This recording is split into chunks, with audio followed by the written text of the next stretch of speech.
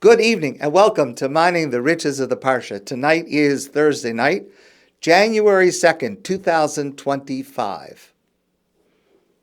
I've been looking forward to this all week, and I'm grateful to every one of you for setting aside time for us to be able to study together tonight. So we have just concluded the holiday of Chanukah with the ending of this previous day and nightfall. Chanukah has come to an end. I hope that your Chanukah was both beautiful and inspiring. Thank God. I felt greatly uplifted by Chanukah this year.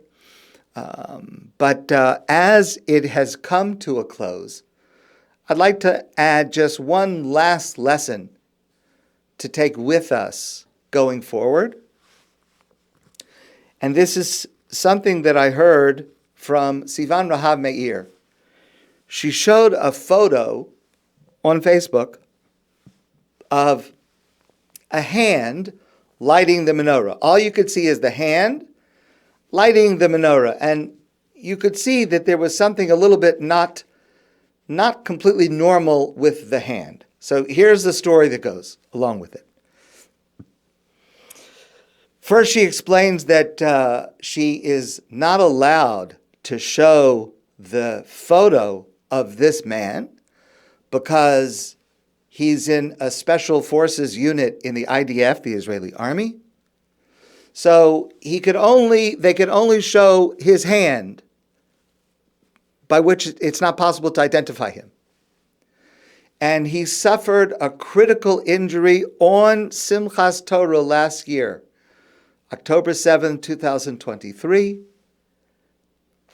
And with this photo, he sent the following message. Please listen carefully. Shalom, Sivan. It's not by chance that people are now looking to increase the light around them. This is the darkest time of the year with long, cold nights. Those in other countries and other religions, I would add, also increase light at this time, as witnessed by the lights that decorate their homes and buildings and trees. But unlike those in other nations, our lights, he's referring to Chanukah, are not revealed all at once, but rather during an 8-day period. In my humble opinion, beyond the fact that the way we increase light is consistent with halakha, with Jewish law, remember the dispute between Hillel and Shammai. Hillel says the first night 1 light, the second night 2 lights, the third night 3 lights, until last night, the 8th night, was 8 lights. That we follow that opinion of Hillel. Beyond that, the way that we light in ascending numbers is meant to educate us to believe in processes, to understand that anything authentic and lasting takes time. We must have faith, be persistent, and work hard in order for a miracle to finally appear. There are so many wounded, we've discussed this before, Nebuch. There are so many wounded soldiers who are presently engaged in the laborious rehabilitation process, including me, he says. It's important for me to publicize this simple message for all of us. Have faith in the process. In order to create light that has staying power, patience is required. And I speak from having endured more than a year of rehabilitation. One day after the next, one candle after the next, until a light that pierces the deepest darkness can radiate for all to see.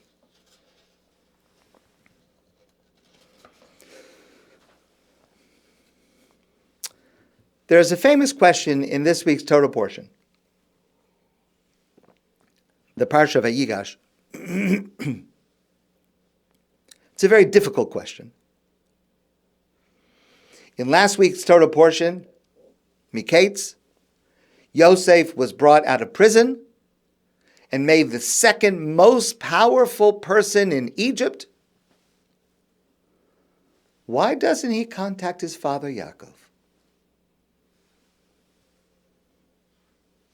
He didn't know what his brothers told Yaakov about what happened to Yosef. Certainly not the truth. They didn't tell him the truth. He didn't know that they told Yaakov that Yosef was killed. Remember, back in VaYigash, the brothers told their father Yaakov that he was killed by a wild animal. But Yosef didn't know that's what they had said. He was a favorite son, remember. Doesn't he realize what his continued silence must be doing to his father? The continued pain and suffering that his father doesn't know where he is separated from him with no word. Now, initially, remember, his brothers sold him as a slave in Egypt. Okay, so first he was a slave, and then you remember, he was a prisoner. Perhaps as a slave, as a prisoner, he was unable to contact his father. Maybe he just didn't have the means to do so. But once he was free, and once he was powerful, why didn't he contact his father? So there are many answers to this question. I want to share with you one that I heard from Rabbi Yoel ben Nun, and it has, I think, particular relevance for us today. Yosef is sold by his brothers into slavery, becomes a slave in Egypt, and then a prisoner. For years he sits alone, no friends, no family. His mind endlessly rehashing what happened. What brought him to this state? How did he end up like this? 12 years in prison, alone, in the dark, suffering.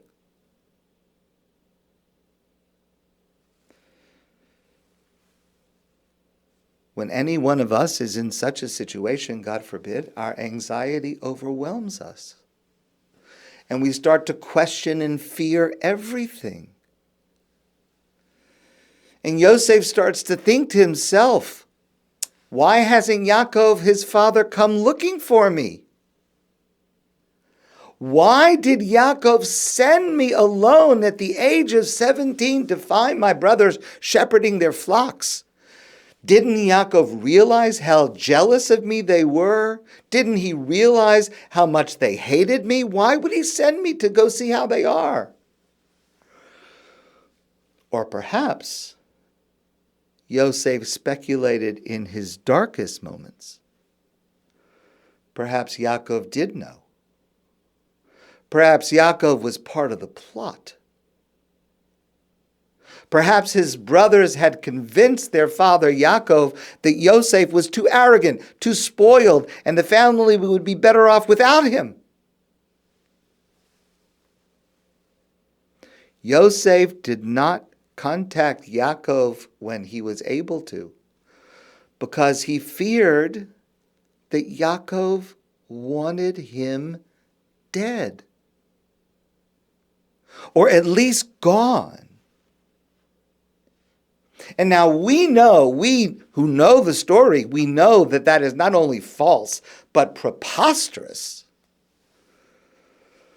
But that's what happens with fear and anxiety and loneliness in the dark. We imagine the unimaginable.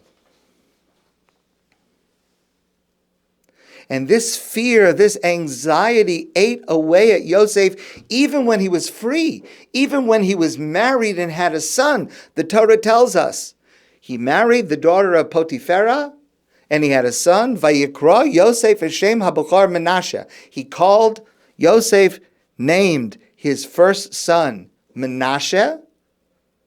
What does that mean? Ki nashani Elokim es kol amali ve'es beis avi. God helped me forget all my suffering and helped me forget my father's house. That's why he named his son Menashe. Because it was too painful to remember. Too painful. What he thought his brothers and especially his father had done to him. And even when his brothers appear in Egypt searching for food, and he recognizes them, though they don't recognize him in last week's Torah portion, he expresses no mercy, no compassion, though they and their families at home, including his father, are starving because of the famine. He treats them harshly, with a bitterness built up over more than 20 years of festering suspicion and hate.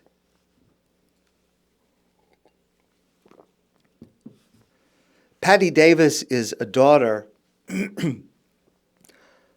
of President Ronald Reagan.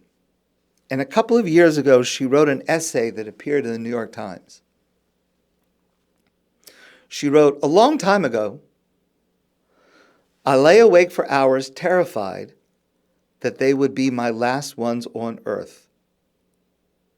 I had committed myself to quitting cocaine. But earlier on that black night, I'd careened backward into the familiar land of white lines on a mirror. I was certain I could not survive."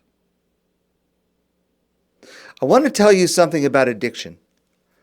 No matter who it is or what substance that person is hooked on, loneliness is at its root. Loneliness. That loneliness resides deep inside us. No matter how many people try to help us, it never entirely goes away. Something happens when we discover a drug or alcohol. Suddenly we have a companion holding our hand, making us feel we fit in. It's there for us in the empty hours when no one else is, when it seems no one else is. She writes, "I was 16 when I discovered amphetamines, and I felt as if I had met my best friend. To understand an addict, you need to appreciate that companionship, that need to reach for what won't judge you, but will instead seem to transform you into who you wish you were." Yosef was not an addict.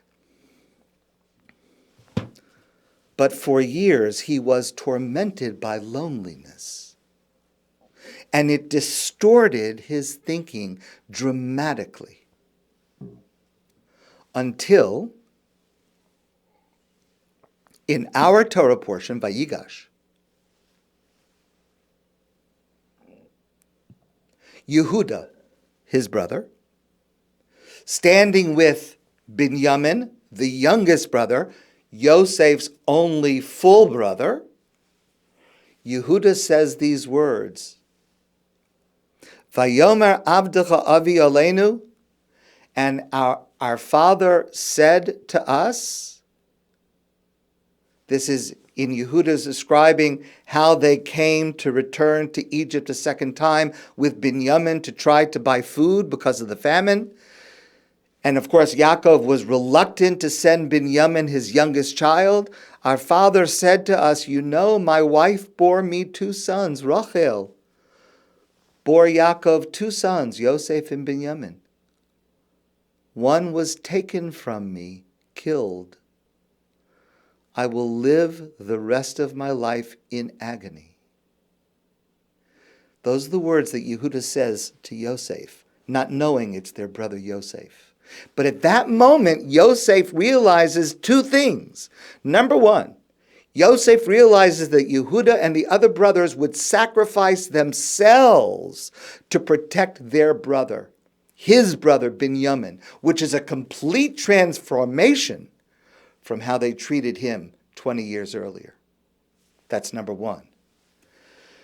And number two, he learned with certainty that his father never abandoned him, certainly never caused or even wished him harm, but suffered as Yosef suffered every moment they were apart. And that's the moment when Yosef says to them finally, Ani Yosef, I am Yosef, I'm your brother. Ha'od avichai, is our father still alive? Because Yosef, because of what he went through, could not have done it even a moment before.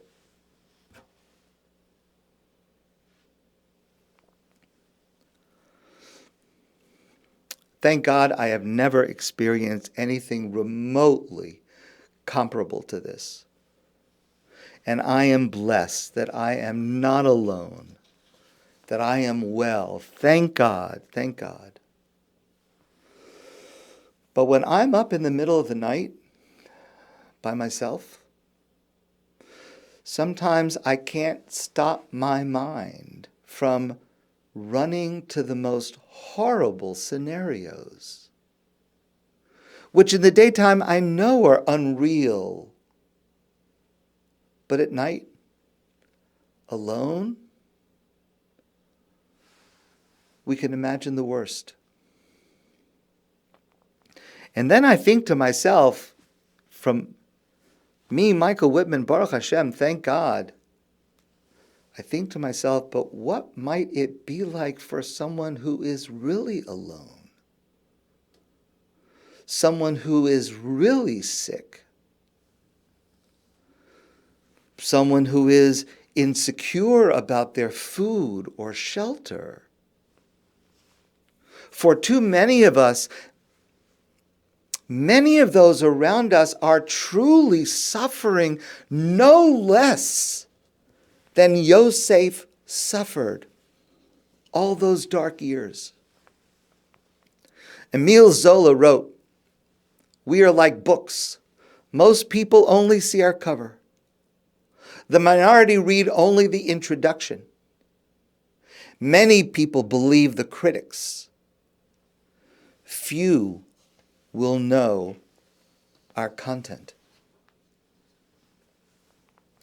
But here's the amazing thing.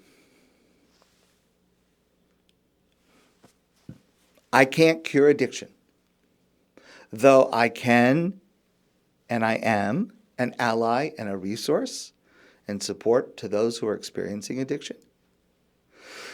I can't prevent suicide, though I try to be a friend and a resource and a support to those who are going through a hard time.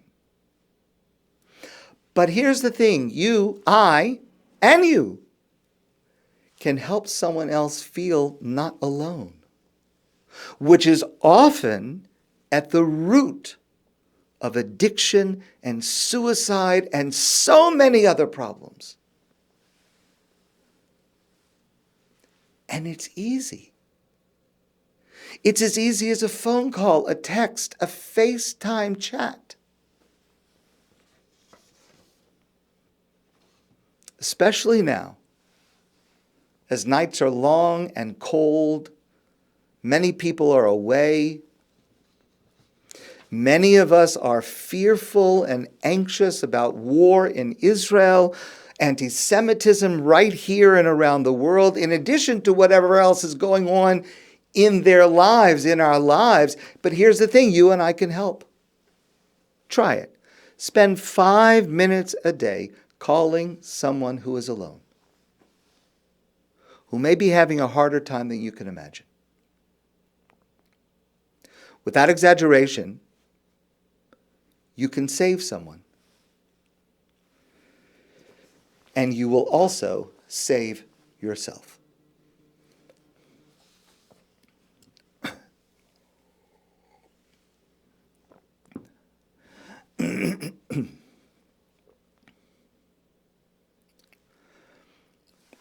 We've discussed before the descriptive words used in connection with certain great people in the Torah. Moshe Rabbeinu, Moshe our teacher. Mama Rachel, our mother Rachel. Aharon HaKohen, Aharon the priest. In the negative, Haman HaRasha, Haman the wicked. Now, these words, teacher, etc., these words are not mentioned anywhere in the Torah in connection with these people. But they have come simply from the usage of Jews over the centuries. And one of those appellations is Yosef HaTzaddik, Yosef the righteous.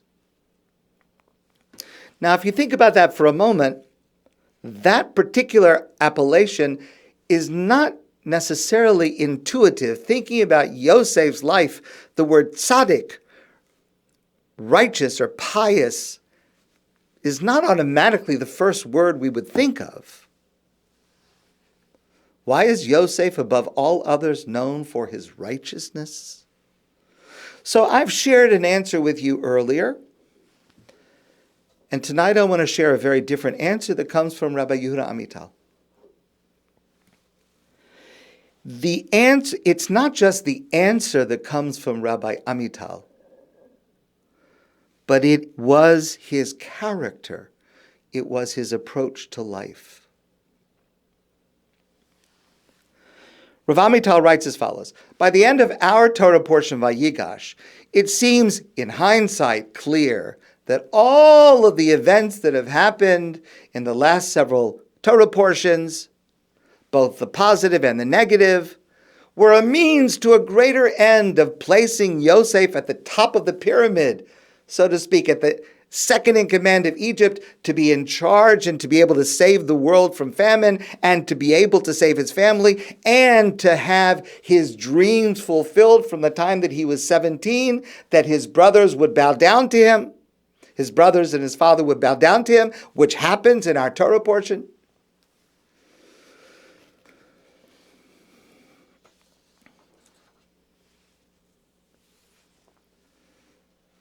But when Yosef finally stands before Paro in last week's Torah portion, and he interprets Paro's dreams,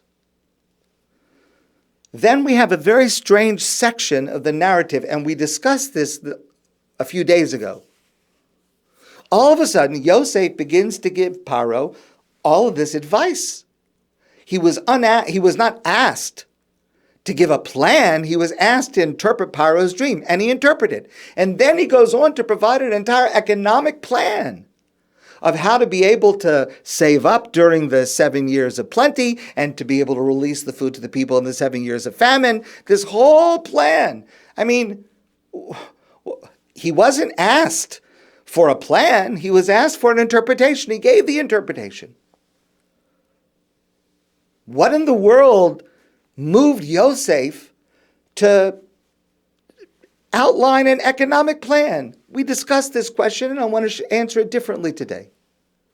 The Abarbanel says that the spirit of prophecy rested on him, and he was speaking God's words. The Ramban says something similar, that the Ramban says this was part of the interpretation of the dream that God had told him. Remember, he says, I didn't interpret the dream. God interprets the dream. God tells me what to say. So the Ramban says part of the interpretation was not only what the dream means, but also the plan of what to do about it. Okay, fine. If it's from God, then it's from God. But Rav Amital says that there's a deeper layer to this. Let's start with Avraham. Until Avraham, there was a very small group of individuals who were trying to spread the idea of monotheism. There's one God, there's morality, there's ethics. And Avraham was the first person to come up with the idea, let's establish a nation. Of course, this comes from God, but Avraham is the one that tries to implement it. Let's establish a nation, an entire functioning political entity, a society, which would live out these ideals of monotheism and morality in day-to-day life, setting an outstanding example, and that would encourage other peoples to imitate them, to follow these standards. Yitzchak continued this idea, and Yaakov continued this idea, but it began to crumble as Yaakov's family began to crumble, especially with the terrible debacle between Yosef and his brothers. Yaakov was not even able to keep his family together, much less to be a role model to the rest of the world. But despite these reversals, the idea of building a nation and spreading monotheism, the idea was still there. And Yosef saw it. And Yosef understood something that no one else before him had understood. He understood that it was fundamentally impossible to tell people about God and monotheism and morality and rituals and commandments if they're hungry or they're thirsty. First, you have to satisfy their hunger and quench their thirst. First, you have to take care of their immediate needs. Then you can start speaking about spirituality. Yosef understood that only by creating a stable economic system where everyone would receive at least a minimum to keep them satisfied through difficult times, so that people would not have to worry about their immediate needs of food, only then would it be possible to try to address the spiritual hunger within society. And so it was Yosef's task to guide Egypt through 7 years of famine in order to be able then to spread this idea of monotheism. And in this, Yosef is teaching us a lesson we must never forget. The Jewish people tries to change the world spiritually, but before we do that, we have to make sure that people are all right on a simple physical level. You have to take care of people's immediate needs before you can satisfy their souls. This is the meaning of the phrase of our sages, Im ein kemach ein Torah. If there's no bread, there's no Torah. If you're hungry, you're not going to be able to study Torah. First, you have to be able to eat. Then you can go on to other things. And Rabbi Amital says that Yosef's words speak to us today. We call ourselves proudly religious Zionists. We care deeply about the state of Israel, the land of Israel. We also care about the spiritual level of the state of Israel and the land of Israel and the people of Israel and Jews all over the world. But we need to learn the lesson from Yosef that we can only address the spiritual needs of our people once we have already addressed the immediate physical needs. Only then can we share our spiritual heritage. I shared with you this quote last week. And last week I quoted it in a slightly different context with a different meaning. Last week's Torah portion Miketz, when Yosef says not only the interpretation of the dream, but the plan that he has, the economic plan, Paro turns to his advisors and says, Hanimtza ish asher ruach halakim bo kazeh? Could we find this kind of man who has the Spirit of God in him? He's the best one to be able to carry this out. But the words are very strange. So, Paro describes Yosef as someone who has Ruach Elokim, the Spirit of God.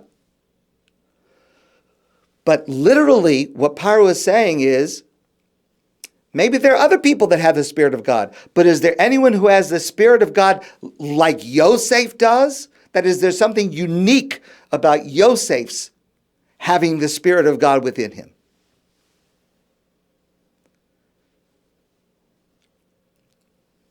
And we quoted that, in fact, Yosef was unique because there were others before Yosef who had the Spirit of God in them. Avram, Yitzchak, Yaakov, etc.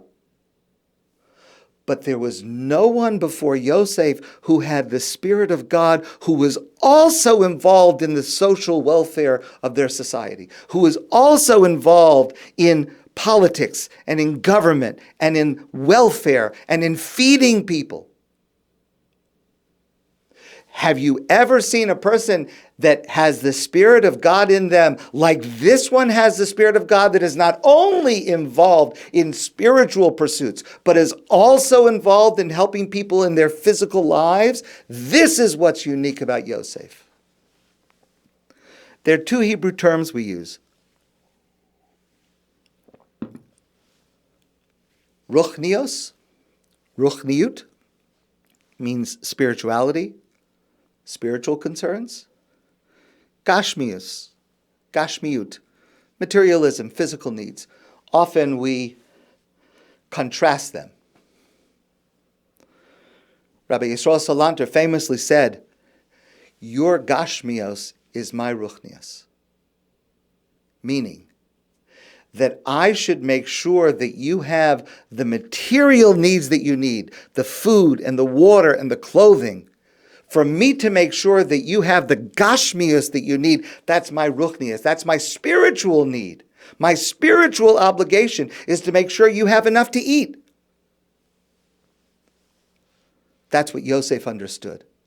And it's for that that Yosef earned the title Yosef HaTzaddik, Yosef the righteous, a very specific type of righteousness. A type of righteousness that sees that people's material needs must come first. Rabbi Yehuda Amital was a modern example of this. It's not just an answer he gave. It's a description of his life. He was a great rabbi and teacher, a scholar firmly rooted in Torah and spirituality. And his focus was on the entirety of Israeli society. I've told this story before. It's remarkable. There was a short period many years ago when Rav Amital was a Chaver Knesset, a member of the Israeli parliament. And he was offered the position of minister in the government. So it was assumed that Rabbi Amital would want to be the minister of religion because that's a powerful political office in Israel, and he's a rabbi. Minister of religion makes sense, but he declined. He said, "I prefer to be the minister of health and welfare because that is my first priority as one of the leaders of the state of Israel." That, starting with Yosef, is the mark of a tzaddik, a very specific type of tzaddik, a tzaddik who has the Spirit of God within them, whose Spirit of God is moved to make sure that your needs are met. First your physical needs, and then your spiritual needs. That's Yosef HaTzaddik. And that's the role model we need to try to live up to. My friends, I wish you a beautiful evening and a lovely Shabbos. And I look forward to seeing you soon in person.